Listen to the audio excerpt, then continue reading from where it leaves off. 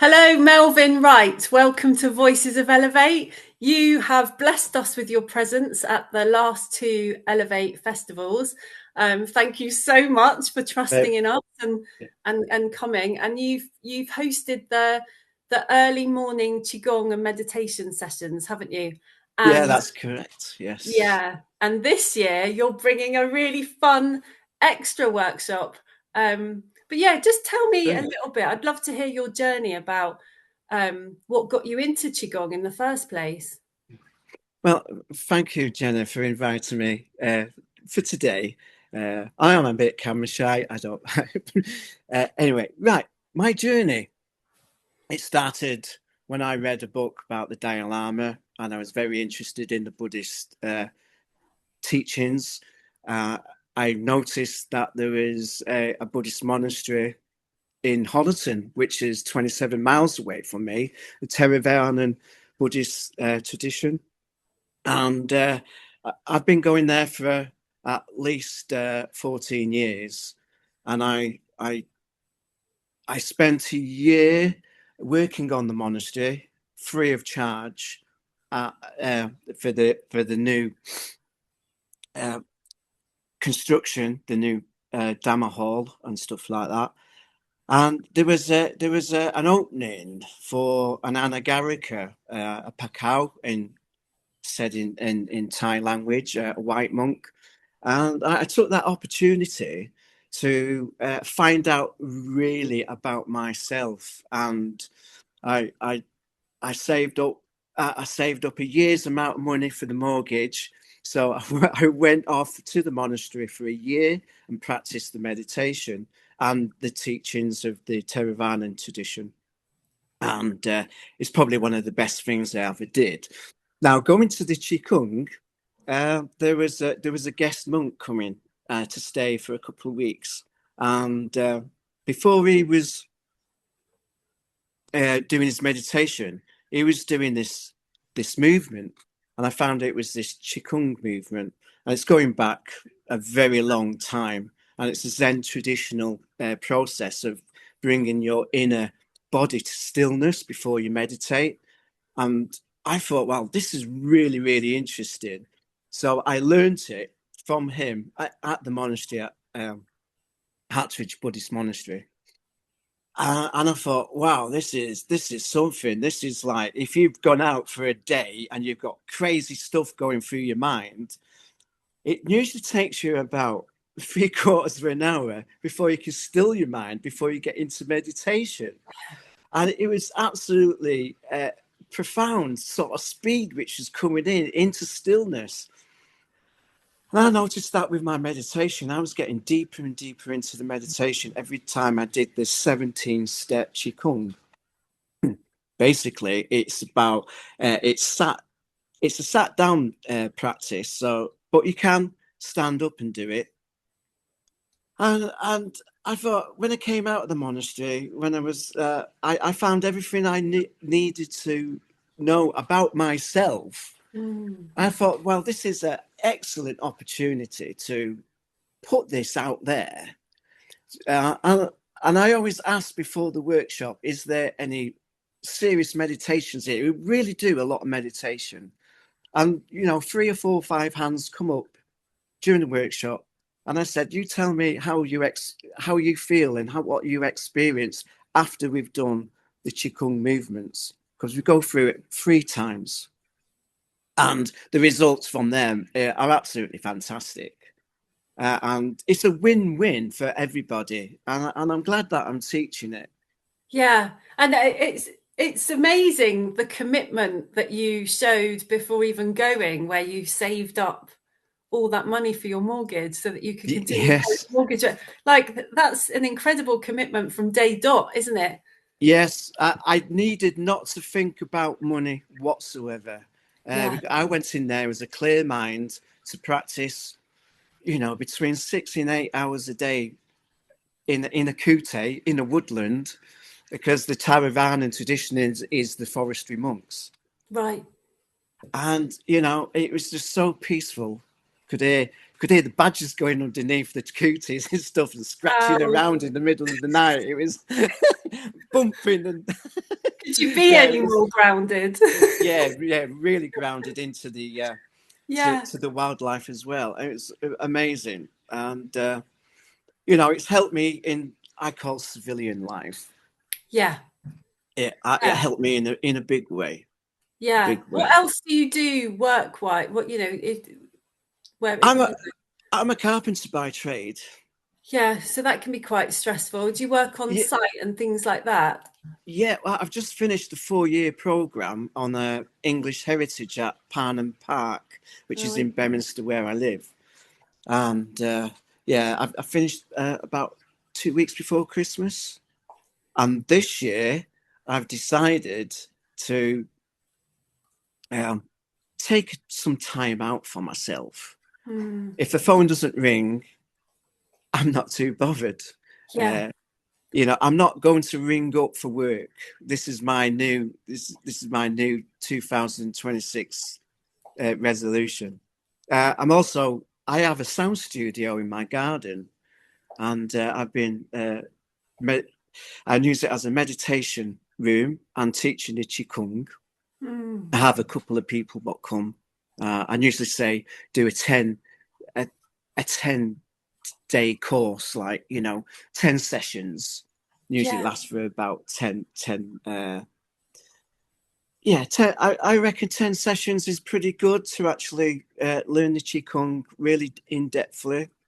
I Mm. was work, I was working in Oxford, and the woman was emigrating to Australia with the family, and they wanted the work finishing off. And I spent a month there and I taught her the qigong, and she's actually teaching it now in Australia. Oh, fantastic. And The they, ripples are just amazing, yeah, aren't they? When you yeah, start sharing your magic and then it absolutely. inspires another spark in somebody else and then they go off and that's how we create all these lovely network of ripples. It Yeah. is good. Yeah. Yeah. So, Um, so as well as the type of qigong that you do, as well as it kind of really preparing you for meditation, what other benefits does it have? well, you know, you have your meridian lines in your body, you know, with your spleen, your kidneys, and your heart, and your stomach, that's spleen, gallbladders, and stuff like that. And when you're actually doing the movements, you're coming up and actually contacting with those channels in your body. And I actually do explain that during the workshop, but not at the start. Too much information at the start Mm. can fizz your brain. So I actually introduce it in steps. So it's very good for actually acknowledging that you have got organs which you don't speak to and go, hey, hello, this is my spleen, this is my kidney. Hello, how are you doing? And that's that. And it really does open you up and really gets you connected into your body. That's the thing, isn't it? It's like I learned my qigong moves from a lady online, and we do this bit, where you kind of like where you're waking the body up and you kind of Mm. checking in, and then we Yeah, do yeah, it like hello liver as we tap over yeah, the liver, hello spleen, and yeah, it does it, and I really love that connecting my consciousness to parts of my body because yeah, then we're in our bodies, we're not in yeah, our yeah, head. And so it has such a benefit for modern life. In fact, if I don't do qigong in the mornings, I feel it. I don't, I feel in a frazzle a little yeah, bit like I do yeah. today. Yeah. Well, so you know exactly what I'm talking about, and Yeah, this is what it does. So, uh, yeah, yeah. No, that's a really and also sending positive messages to those organs. exactly. Yeah, Because often we can send unconscious negative emotions yeah, to parts of our body, can't we? And then that yeah, can manifest as pain or stiffness. And so when you're doing these kind of exercises every day, where that are kind of all ability available, aren't they? You don't have to be extremely physically fit to do this, do you? No, no, it's so subtle. I mean, it's a Tai Chi yoga, isn't it? Yeah, Qigong is like a Tai Chi yoga, uh, but it does this actual Qigong stems back from South Korea, right. and well, it came from China down to South Korea, and is practiced with the Zen Buddhist monks over in that area. So that's as much of information I've actually got about it. It's quite Yeah. well, for me, it's not known so much in this country, but I'm Yeah. so glad to start putting it out there. Yeah, because the qigong that I practice is nothing like the qigong that you do. It is, but I do a lot of standing and moving. But we were doing yours sat down, weren't we? Yeah, that's And right. getting ready for meditation and just kind of Yes, and moving our that's hands what it's and for. That's yeah, exactly what it's for. It's to promote the yeah, meditation and to get you deep into it yeah. without doing all the mindful stuff what you've done through the day. Oh, that guy cut me up on the roundabout. I'm still thinking about The that. I had the monkey right of mind. way. It sort of Yeah, cuts all that out. yeah. And then you're just fully in your body as well, Yeah, rather than up here. You can ground into the body and breath absolutely. and Yeah. really focus on that. Mm. Yeah, mate. So I can't wait that you're going to come and do that again. So thank Yes, you. you're And very then welcome. and then you contacted me and said, "Oh, I've had another idea. I'd Oh, like to yes. also I'd also like to bring another little playful workshop," didn't you? Yes. And that's Didgeridoo workshop. Yeah, I've been fabulous. playing the Didge now for quite a few years. And I basically, the workshop will be elementary basic didgeridoo, how to think about doing the circle of breathing, because the circle of breathing is the most important thing. Once you've mastered the circle of breathing and had the knowledge, or the basic lesson of the circle of breathing, then you go for it. I mean, I spent about 2 months learning to circle a breathe. Practicing every day. Yeah. I was going to work on the Roman roads from Beminster to Maiden Newton, which is a straight road, and I had a little didgeridoo on the piece, and I was going trying to do a circle breathing. Yeah, Oh, I was so determined, and oh, well, why not? Why not do a fun hour of workshop on the didgeridoo, on learning to circle a breathe? I mean, everyone will be laughing because there'll be raspberries being blown yeah. in definitely. I think that's why I've never really got into learning it, because the couple of times when I have picked one up, I just think, oh, I just don't know what I'm doing. So Yeah, yeah. I'll be there. Yeah, cool. Well, Yeah, I definitely.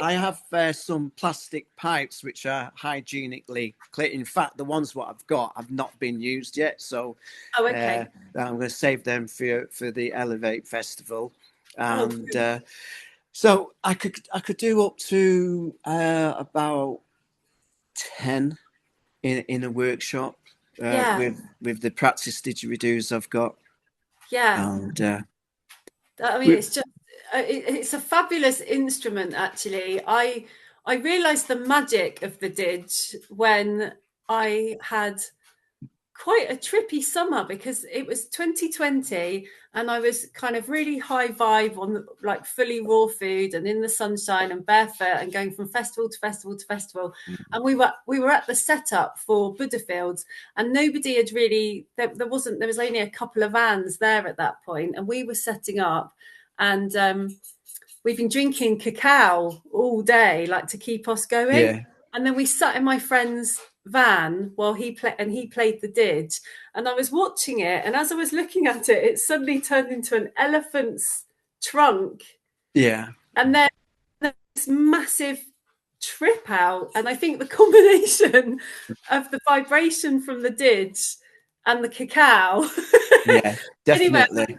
I had an amazing evening that evening, and I Yeah. thought, wow, that the power, that how powerful Yes. it is Well, is, is when you play, underestimated. yeah, when you play the didge, you can get into the meditational frequency of that didge, and and it not although you get the sound coming out at the end, but the sound is coming here and in your throat, and it resonates all around your head.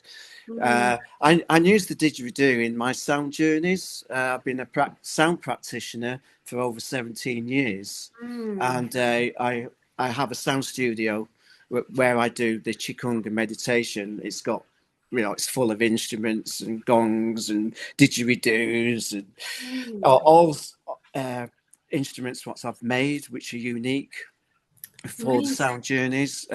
Usually I've got a van load of instruments when I do touring round with the festivals.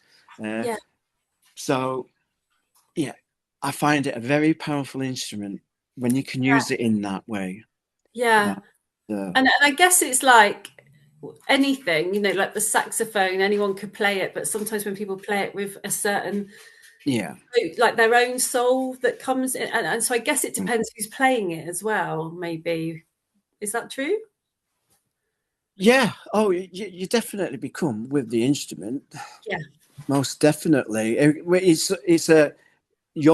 All it is, a didgeridoo, is a vocal of your own voice. It's an extension of your own voice. So what comes out at the end is coming out at a different key, like a D or a B or an A. But it's like when you go,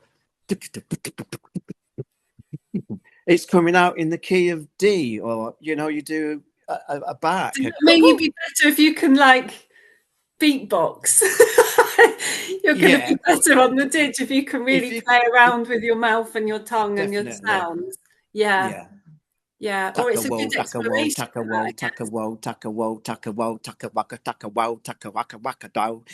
You say it, you play it, Day. You play it. Yeah. Oh, so that sounds fun already. And I'm guessing that's going to attract some of the children as well, because they're much more open to being a kind of explorative with instruments. And I think sometimes adults, if you weren't musical as a child, or you didn't have those opportunities to learn instruments as a child, in your adult life, you can actually think, I'm not musical, can't you? And I think it's a really good exercise to get over yourself and actually just have a go and not worry about being good. And it's okay to be a learner and mess up and not, Absolutely. That's a good thing about the didgeridoo. Well, kids just jump in there, don't they, and just learn to play the instrument, or just do the art, or they just sing. Whereas I think when we're adults, we get blocked because, well, I haven't done that and I don't do that and I don't think I'll be very good. But actually, just to get over that, which is probably a bit of the ego, and just to go and have fun with it anyway.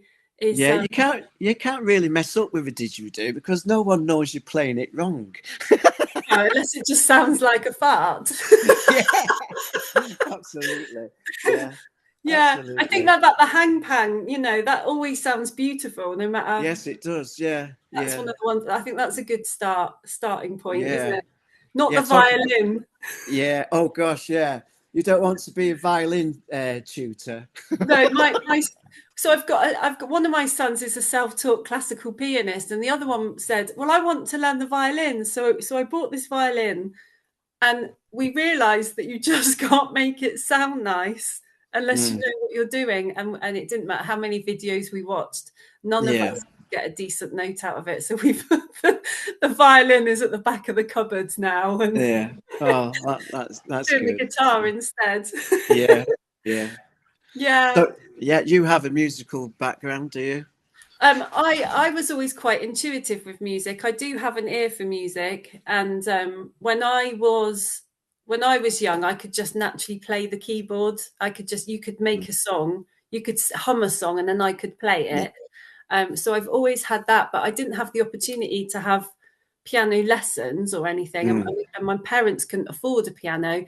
But my son was showing the same interest in the keys, and so I got him a keyboard, and then he continued to play it. And then I said to him, because I homeschool the kids, and I said, shall I get you a tutor, or piano tutor? And he said, no, I don't want a tutor. They're a bit sort of anti-tutors, my kids. They don't want anything. And I said, okay, we've got 6 months to learn it, otherwise I'm getting you a tutor. So in those 6 months, he just taught himself via YouTube. And he's very intuitive, and he composes the most beautiful music that I can hear his soul. I can feel his soul in it, and it brings me to tears. It's just, he's just beautiful. But his dad's a sound engineer as well. Like, we both have that kind of ear for music, and we both Right. run events and stuff. So he's at events with his dad in the summer. He's at events with me. So they kind of take it all in, don't they? Yeah. But yeah, I mean, I'm sat next to a guitar and a drum. We do have instruments. We've got, one of them wanted to learn the trumpet. So I once bought a trumpet, and then I was watching YouTube videos because I thought, well, if I learn it, I can then teach them. But that's not good. You have to get scissors. The guy got scissors to practice the different, because with a trumpet, it's only got 3 buttons, notes, Yeah. but it's the way that you shape your mouth as you blow into the trumpet that makes the different notes. And That's the same as the didgeridoo, you know. oh, well, I don't really like the tickling on my lips. So I'm not sure. Yeah, you'll get that on a didgeridoo because you know you have to make that vibration through your lips to get Right. it to go, and so Yeah. you know you will have itchy lips, maybe. So are you gonna come to the The workshop? sensitive lips. Yeah, I'm going to come and give it a go, Yeah. definitely. And I'll Okay. definitely be at Qigong because I just absolutely loved that. And it's a great way to start the day, isn't it? Yes. In that place, Beautiful. grounded, Yeah. before we've got a whole day of Mm. healing workshops and Yeah. somatic release and everything else. It's just really good to start in that. Yeah. Last year's Elevate was really special to me because it's the first time I've done a workshop where I've had people come up to me like 2 hours later and wanted to talk more about it, and you know how they felt, and you know, and then talking about the meditation. So you know, I felt really honored that people were coming to me to Yeah. ask more questions, you know, like 2 hours later, 3 hours later, and it was really good. I really enjoyed that so much.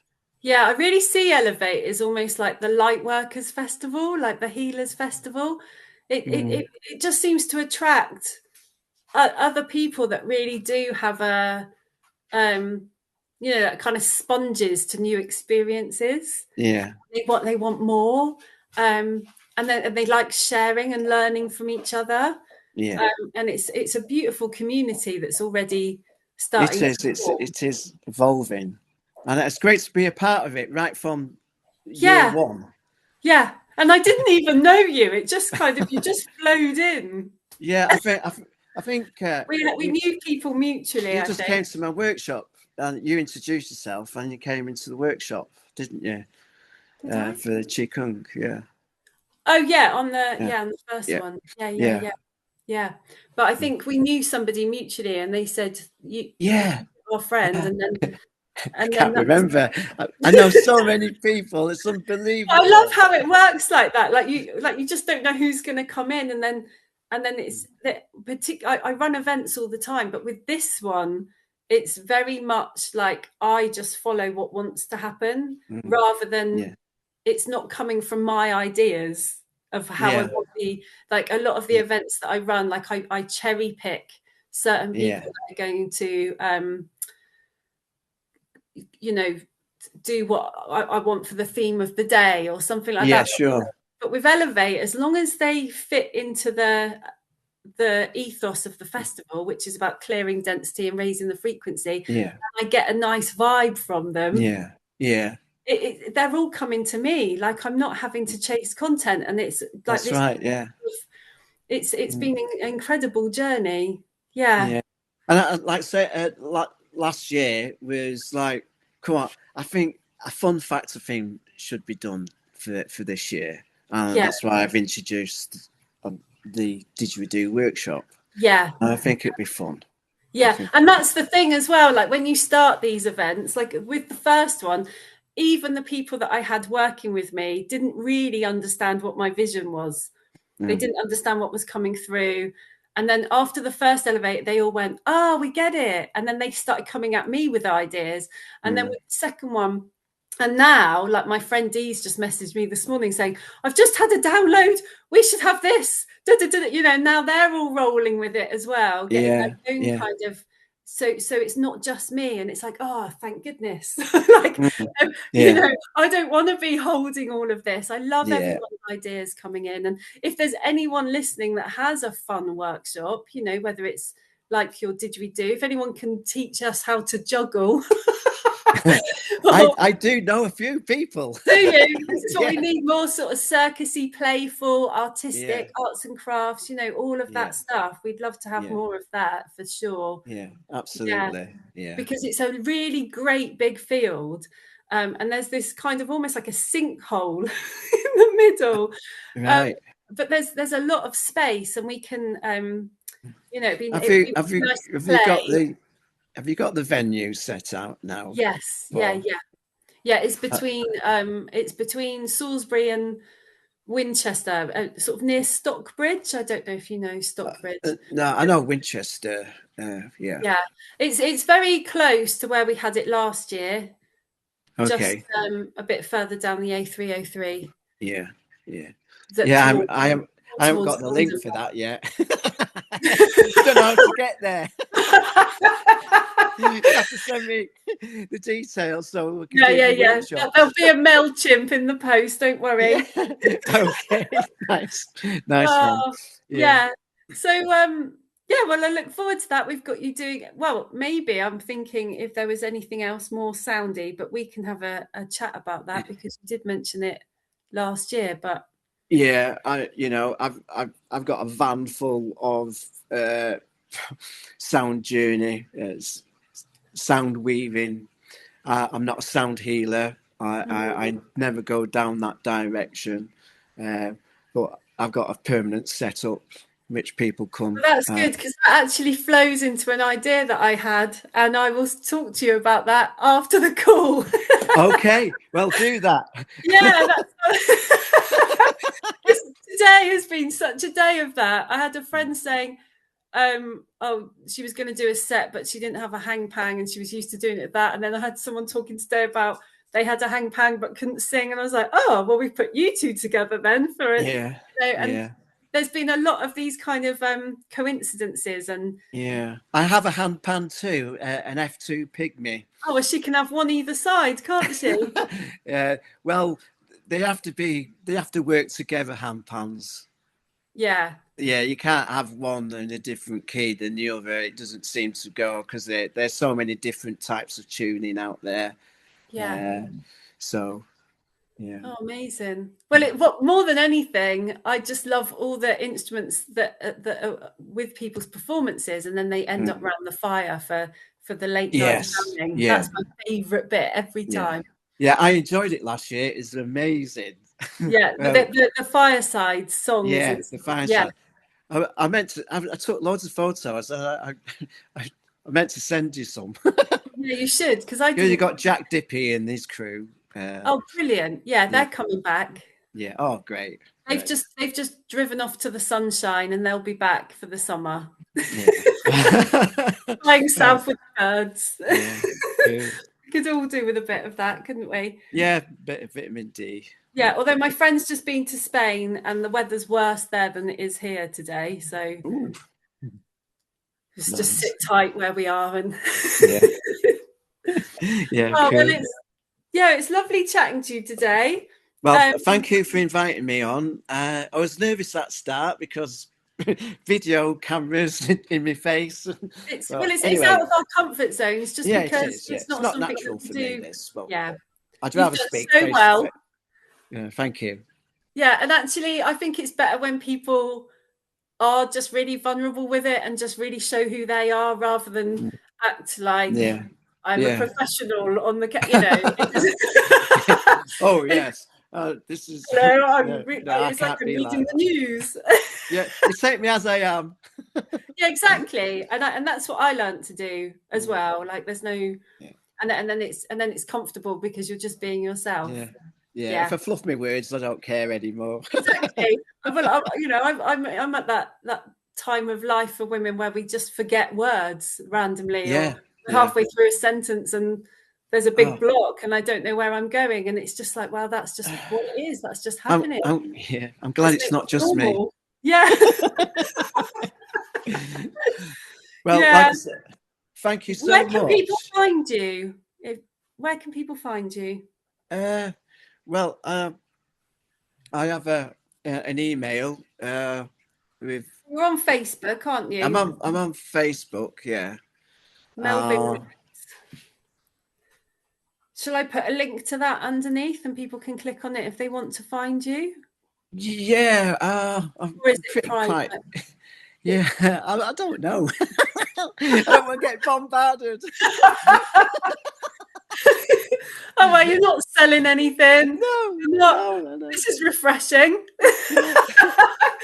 And well, and if they're willing to come down to have a sound movement of sound in my studio, it's free of charge. I don't charge anything. But if I have to do private events, then I do charge, because I've got to take everything out the studio, pack it up, unpack it, put it up, take it down. So I do private events as well. With my wife, because we've got so much who stuff. I haven't met yet because you've been alone. Oh, she's even shyer than me. Oh, well, we all are. Yeah. Oh, well, you. they can contact me on withmetamel@gmail.com, and that if they want to contact me on that, they can do. Okay. Yeah, because I don't usually go on Facebook that much. I'm not on my phone. I might be 2 weeks before I get to it, but when the emails come, I usually address them quite quickly. Yeah. Okay. So if anyone wants any private tuition, they can come to me at the studio, and we can sort that out for them. No, come to Elevate and come to Elevate and have some fun. Have some fun with a didgeridoo, blow some raspberries. Okay, my love. Thank you very much for inviting me. Thank you. Lots of love. Yeah. Bye-bye. Bye.